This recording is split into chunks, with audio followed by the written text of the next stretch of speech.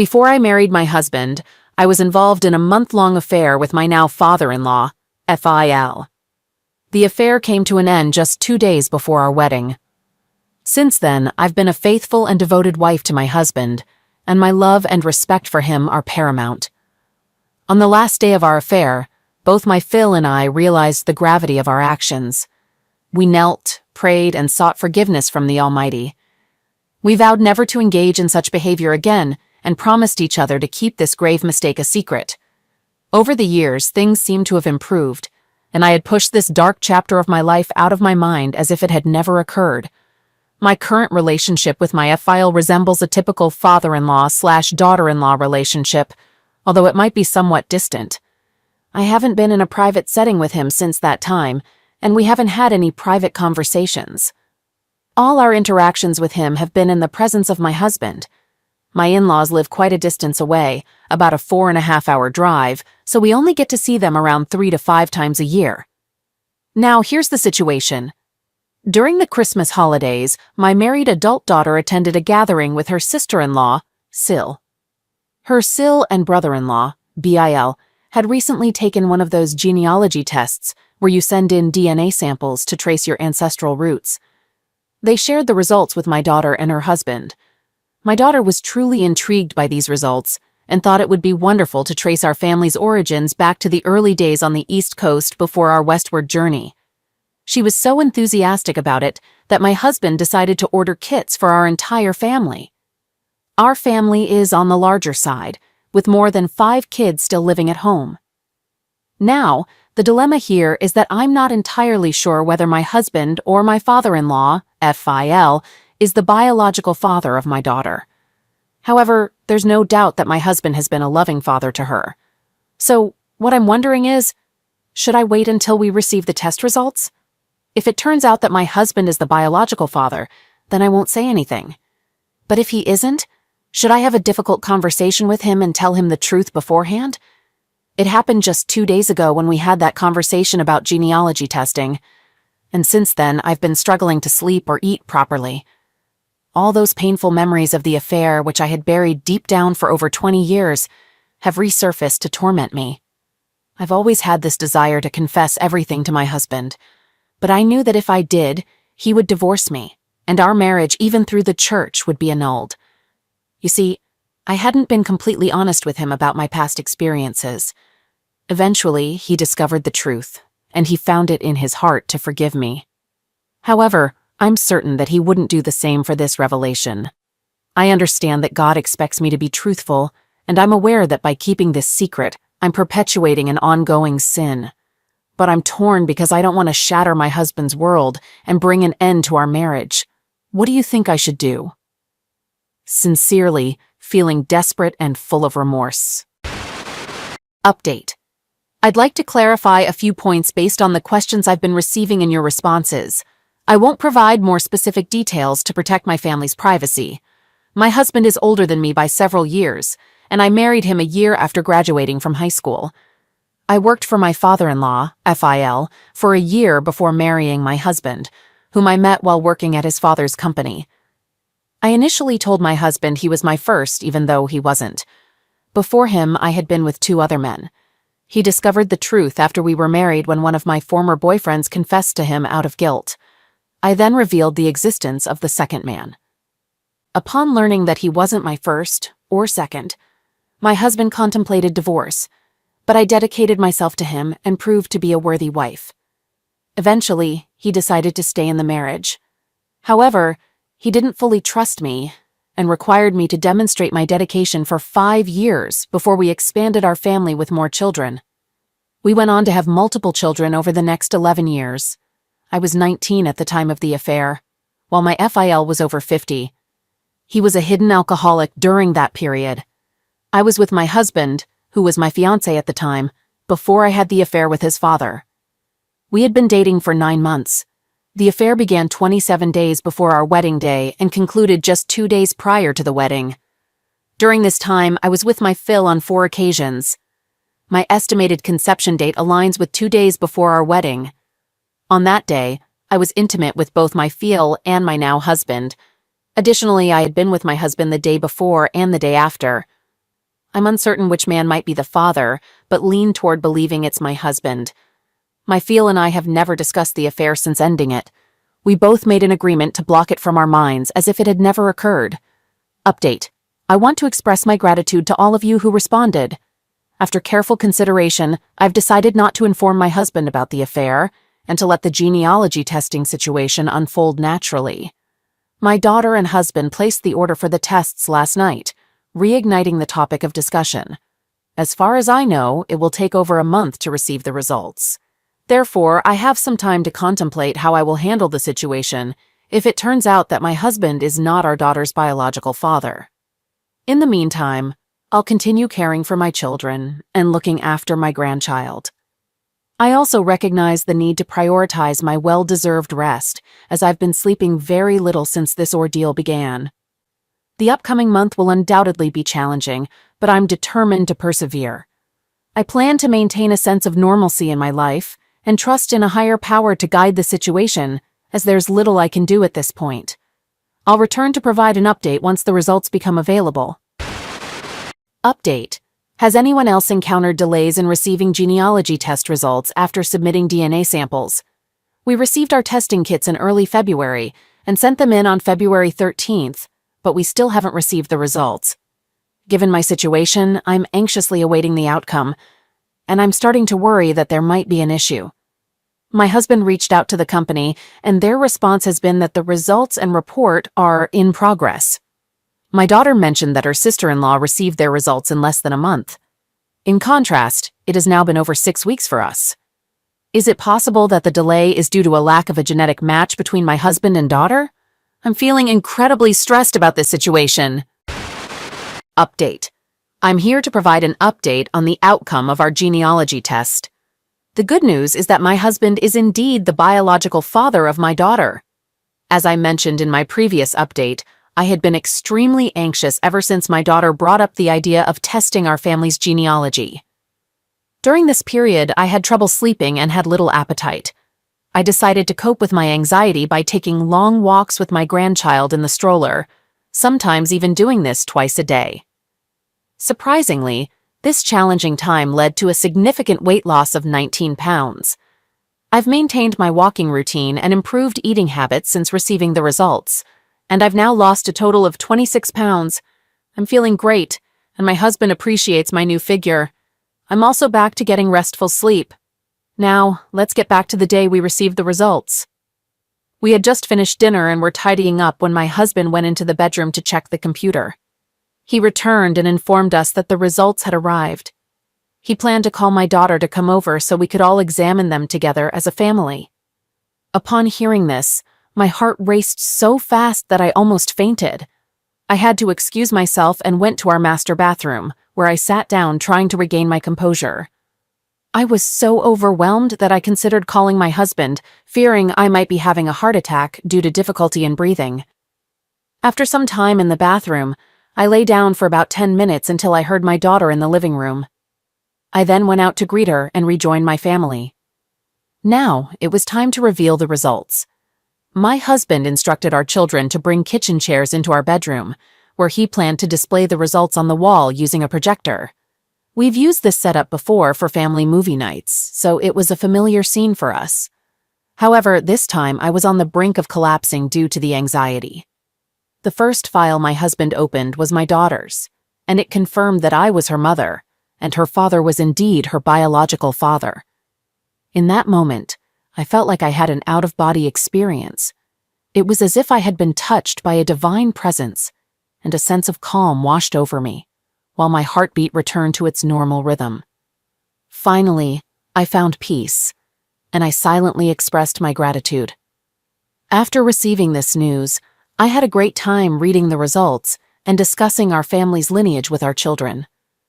We all enjoyed ourselves immensely. It was a day that will remain etched in my memory for the rest of my life. This was the day I was freed from the personal torment I had inflicted upon myself due to my careless, selfish, and sinful actions over 21 years ago. Now, let me address a couple of questions I've received. Why did I do it? To be completely honest, I had doubts about my husband back then. You see, I was only 18 when we started dating, and he proposed after just 5 months. I could have said no and asked to wait, but I was worried that he might move on and find another woman, because he had a promising future ahead of him. In our culture, there's a tradition where women marry men who are at least 4 years older, as it's seen as a solid foundation for building a strong family. As our wedding date approached, my uncertainty grew. Then, one day, when my father-in-law, Phil, and I were alone in his office, it happened. It wasn't because I had romantic feelings for my Phil. In fact, it was quite the opposite. Looking back, I believe it was his aura of being a confident and successful businessman that drew me in.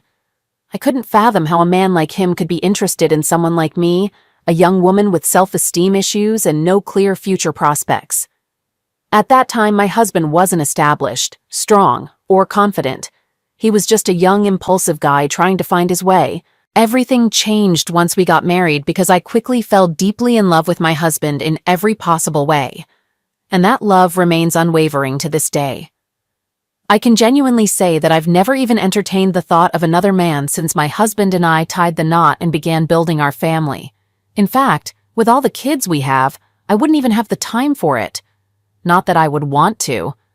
I'm genuinely afraid of losing him because he embodies the same strength, power, and confidence that his father did 21 years ago. I'm also aware that he could have his pick of a dozen or more young women in our community. That's why I was so anxious about receiving these genealogy test results. I concocted scenarios in my mind of him divorcing me and starting a new family with a beautiful young woman. Now on to the big question. Will I ever confess the affair to my husband? No, I won't, as long as we both live. My plan is to disclose it and seek forgiveness in the afterlife if the Almighty grants me that opportunity. If I were to confess now, it would only bring about his mental anguish, shatter his relationship with his father, and end our marriage.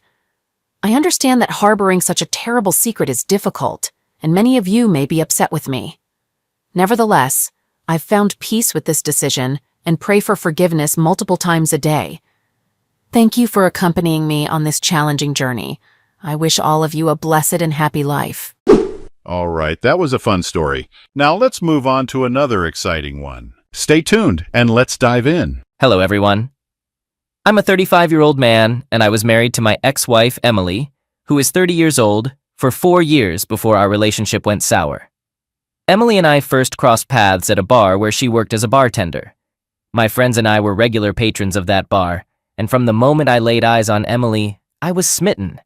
She had a unique charm that set her apart from her coworkers. Despite my feelings for her, I kept going to the bar without expressing my emotions or letting her know how I felt. One evening, while we were at the bar, Emily was serving at the table next to ours when a man made inappropriate advances towards her, causing her embarrassment. I came to her defense, confronting the man and demanding that he apologize to Emily. Some others who had noticed the situation joined me in admonishing that man. Eventually, the bar's security personnel stepped in and removed him. Later that evening, Emily and her boss came to our table with a complimentary drink to show their appreciation. I continued to visit the bar, and Emily and I soon became friends. Our relationship evolved from being bar buddies to me asking her out on a date, to which she agreed. Emily and I dated for a year before tying the knot. A few months before we got married, I helped Emily secure a better job so she wouldn't have to work at the bar anymore. I did this because even when we were dating, I noticed how other men treated her when we went to the bar together. I felt uneasy about the way some men stared at her and made advances. So, with the assistance of some friends, I arranged for her to work as a waitress in an upscale restaurant. Emily couldn't find a well-paying job due to her limited educational qualifications. She had completed high school and attempted community college for a year, but financial constraints forced her to take a break in work. On my part, I worked as an assistant lecturer at the university while pursuing my master's degree. Emily's educational background didn't matter to me because I loved her deeply. I even secretly saved money for her college education, planning to reveal it when there was enough. Beyond her lack of formal education, Emily was street-smart, hard-working, and open-minded. She was always willing to explore new opportunities and eager to learn. Her open-mindedness and willingness to acquire new skills were qualities I admired most about her. During the first 2 years of our marriage, we were happy and cherished each other's company. However, there was something that occasionally troubled me. At the start of our marriage, I didn't pay much attention to it, but as 3 years passed without Emily becoming pregnant, it began to weigh heavily on my mind. While we were dating, Emily and I discussed the number of children we wanted and even had their names picked out in advance. We both agreed on having 2 kids, and the gender didn't matter, whether it was 2 boys, 2 girls, or a boy and a girl. What was most important to us was having our first child within the first or second year of our marriage, followed by the second child a few years later. It seemed like the perfect plan, and I eagerly anticipated it. I envisioned a scenario where my first child would be at least 14 years old when I turned 50, and the second child would be around 10 or 8 years old. However, I became concerned as the first 2 years of our marriage passed, and we were approaching the end of the 3rd year without Emily getting pregnant. Emily knew how much I loved children and that I was committed to the plan, but at times, she gave me mixed signals about starting a family. We underwent a series of tests, tried various medications, and even explored fertility treatments. All the tests indicated that we were both physically healthy, but I couldn't understand why Emily wasn't able to conceive. I wasn't even confident in the results from a single hospital, so we sought multiple opinions, and the outcomes were consistent. As our 3rd year together came to an end without a child, it began to weigh heavily on me. I had experienced disappointment in other aspects of my life, and I never imagined I would also face disappointment in the realm of starting a family. By the 3rd year of our marriage, the connection between Emily and me was slowly eroding. We didn't spend as much time together as we used to, and many aspects of our relationship had changed. Often our conversations would drift towards my eagerness to have children, which became a major turnoff for Emily. She began to voice her dissatisfaction, saying that I was more focused on the future than on enjoying the present. Shortly after celebrating our 3rd anniversary, I realized how distant we had become. I made a promise to Emily that we would revert to the couple we once were, and I would no longer obsess over the idea of having children.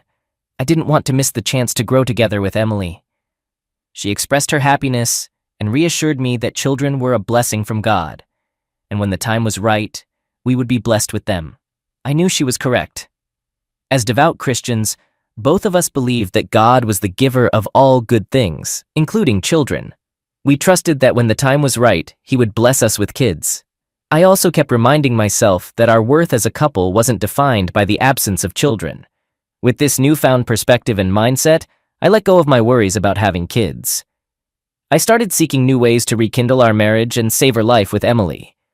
I had reached a point where it no longer concerned me whether we had children in the future or not. I even entertained the thought of adopting a child if Emily couldn't conceive. Meanwhile, during the 3rd year of our marriage, Emily had already begun a 4-year college program. She was in her 1st year, and I was financially supporting her with the savings I had set aside. She was making excellent progress, and I was delighted that she could pursue her college dreams. As time passed, our marriage gradually returned to its previous state. The only difference was that Emily and I weren't as close as before due to our busy schedules. If she wasn't studying late at night, she would come home late from work, and I had my own demanding commitments. Deep down, I understood that there would be times when we'd both be occupied, and I didn't make an issue of it. I made an effort to be a supportive husband.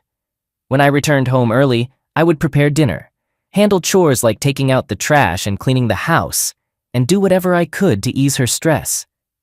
On weekends, I encouraged her to rest while I took on responsibilities like house cleaning, grocery shopping, laundry, and cooking.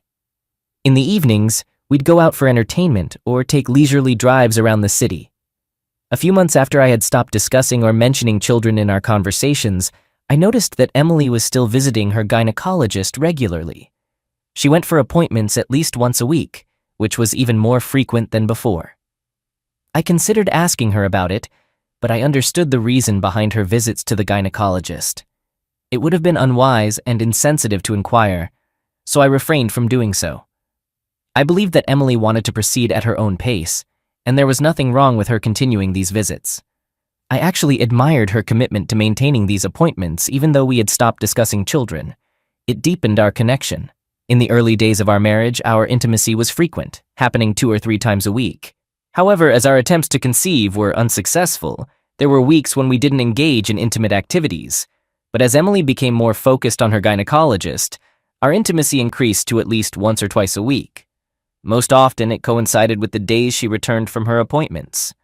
I always welcomed this, thinking that perhaps her gynecologist had recommended it or that she was exploring something new.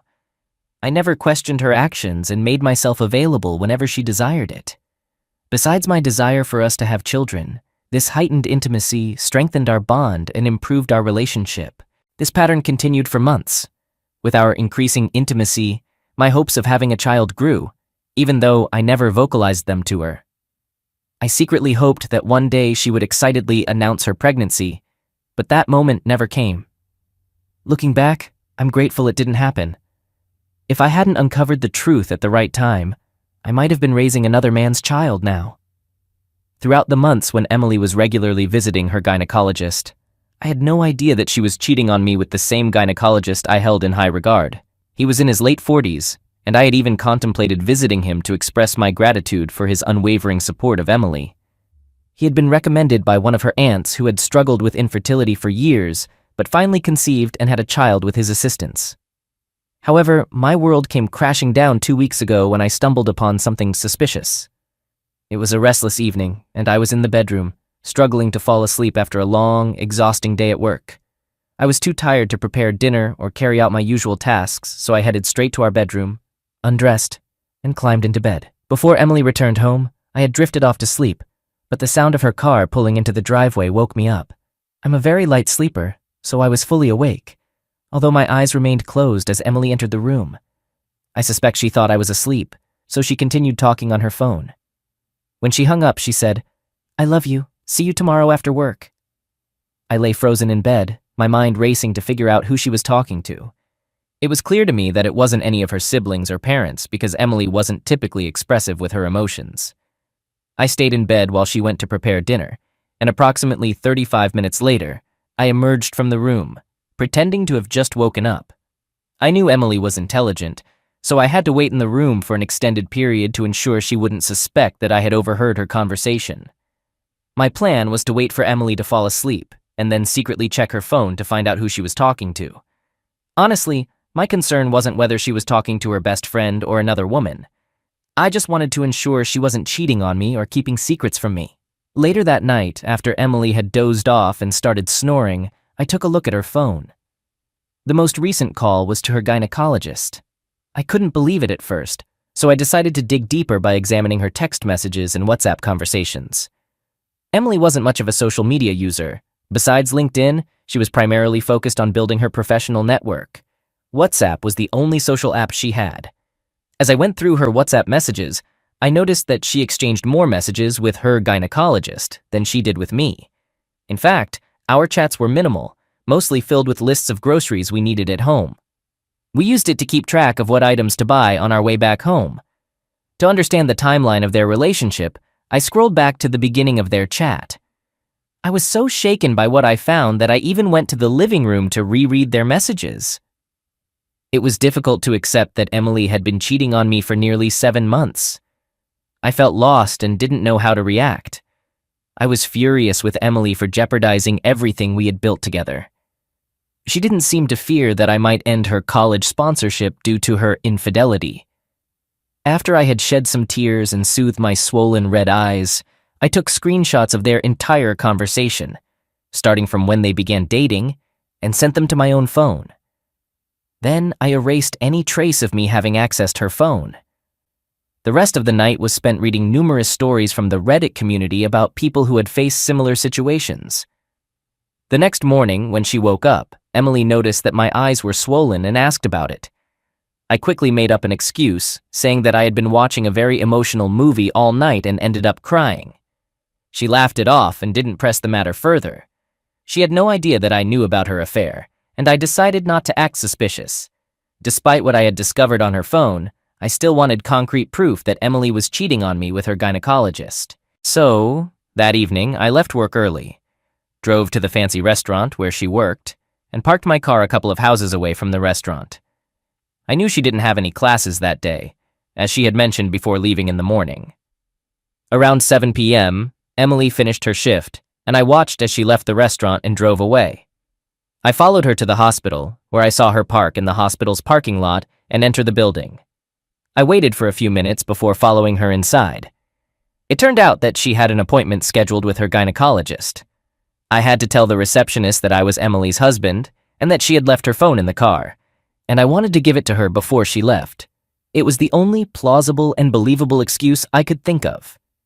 The receptionist directed me to the gynecologist's office, and soon I was on the same floor where Emily was. I knew what was happening between Emily and her gynecologist, and I realized that our marriage would never be the same after that day. So, before I confronted them, I decided to turn on my phone's video recorder. Without making a sound or knocking, I quietly opened the door and entered the room. As I had suspected, I found Emily lying on the examination chairs, which had been adjusted down, engaging in an intimate encounter with her gynecologist during hospital hours.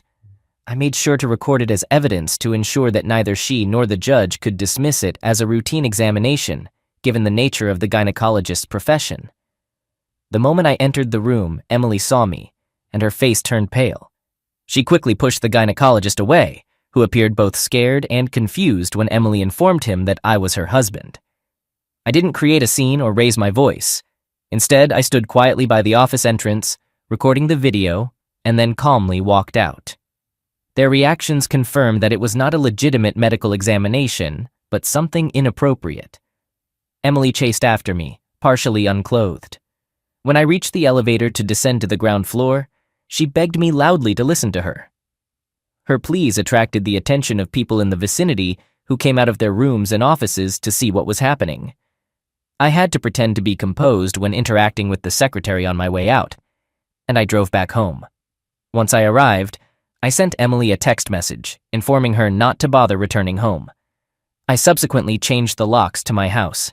For the past 2 weeks, Emily has been bombarding my phone with calls and messages, but I chose to maintain my distance to clear my thoughts. Aside from sharing this situation here, I haven't confided in anyone about her infidelity, and it's causing me considerable internal turmoil. I've come to the decision that I no longer want to salvage our marriage. However, before we proceed with a divorce, I want to make her understand the pain she has put me through and hold her accountable for her actions. I'm feeling incredibly conflicted at the moment and unsure about the best course of action. Any suggestions or advice would be greatly appreciated. Update 1. I'm still in disbelief over Emily's actions, especially considering everything I did for her. Emily was always my top priority, and I consistently placed her needs before my own. I had the opportunity to invest in numerous expensive courses to better myself, but I chose to forgo them to support Emily's college education. I invested all my savings in sponsoring her. The pain she has inflicted upon me runs deep, and I doubt I'll ever fully recover from it. One member here suggested that I play along with her for a bit and make her face public humiliation before serving her with divorce papers. I believe this might be the best course of action. Additionally, I've made the decision to cease all financial support for her education. If she wishes to continue college, she can do so with her own limited earnings. 3 days ago, I finally answered Emily's call after weeks of not communicating with her. During our conversation, she broke down in tears and begged me to allow her to come home so we could talk. I anticipated this request, so I agreed to her coming over. She arrived at my place just 15 minutes after our call ended, and I granted her entry. I wanted to ensure I came across as genuine, so I calmly expressed my feelings and disappointment when we talked. She got down on her knees and offered her apologies. Emily admitted that she didn't understand what had come over her and vowed it wouldn't happen again. She even pledged to cease meeting any gynecologist alone if I granted her a second chance. She explained that the gynecologist had manipulated her, telling her I was impotent and that she needed his assistance to conceive. I questioned why she didn't discuss this with me when the gynecologist first planted the idea in her mind. She told me the doctor advised against telling me, citing concerns about hurting my male ego. Part of me wanted to believe her, but I also knew she wasn't that naive to fall for such manipulation. I must admit, I shed tears that day once more. Seeing her brought back the pain I felt when I caught her in the act. After she pleaded for forgiveness, I outlined my condition for reconciliation. She must confess her infidelity to both our parents and reveal how I discovered her betrayal. Upon hearing this, she paused, gazed at me, and broke down in tears once again. She asked if there was any alternative, and I informed her that this was the only way. I expected her to refuse, but she didn't. She expressed her willingness to do whatever it takes to repair our relationship. We've scheduled dates to visit both her parents and mine for dinner. Following that, we'll gather all her close friends, and she will personally confess how poorly she has behaved as a wife. It's my way of penalizing her for her actions. I'll provide another update soon, and I'm eager to witness her reaction when I hand her the divorce papers. I've already reached out to a lawyer, and he's in the process of preparing the documents. Update 2. Hello everyone, I'm happy to announce that Emily followed through with everything we had agreed upon. However, before I explain how it all unfolded, I want to let you know that Emily and I are officially divorced. Yes, I stuck to the plan, and she faced the consequences of her actions. Now, about Emily confessing openly to everyone, we began by visiting her parents' house for dinner. They seemed delighted to have us over, but could sense that something was amiss with Emily. To be honest, she looked miserable, and her distress was quite evident. During our meal, Emily suddenly announced that she needed to share something important with her parents and siblings who were present, and it immediately grabbed everyone's attention. Out of nowhere, she burst into tears, her voice quivering, and confessed to her parents that she had been unfaithful to me with her gynecologist, and I had discovered her infidelity. Her parents and siblings were utterly shocked by her revelation, and they were taken aback. All eyes turned towards me, but I remained composed, continuing to eat. Only her father raised his voice and began berating her. The rest of her family was left speechless.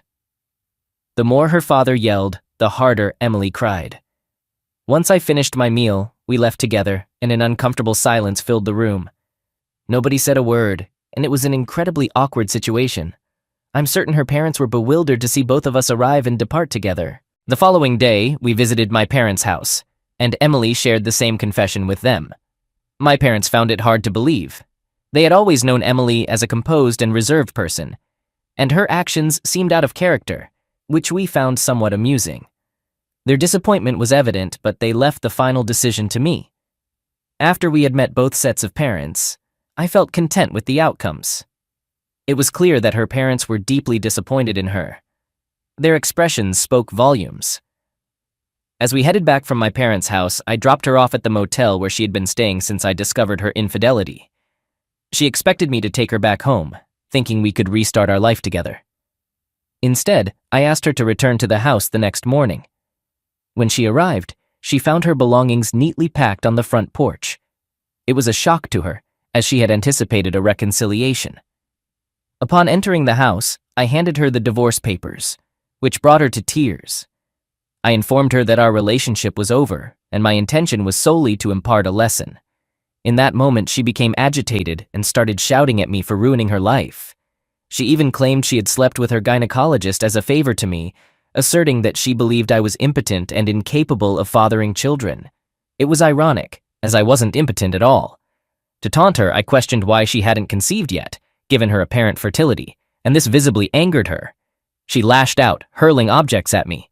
Filled with anger, I promptly kicked her out of my house, and we finalized our divorce a week later. Regarding the gynecologist who was involved with Emily, I shared the screenshots and video I had captured with the hospital management. I also posted this information on social media, explicitly naming the doctor and the hospital. This had serious repercussions for the hospital administration. The doctor faced suspension for engaging with a patient during hospital working hours. Emily couldn't even go back to him since his marriage and career had been severely affected due to her actions.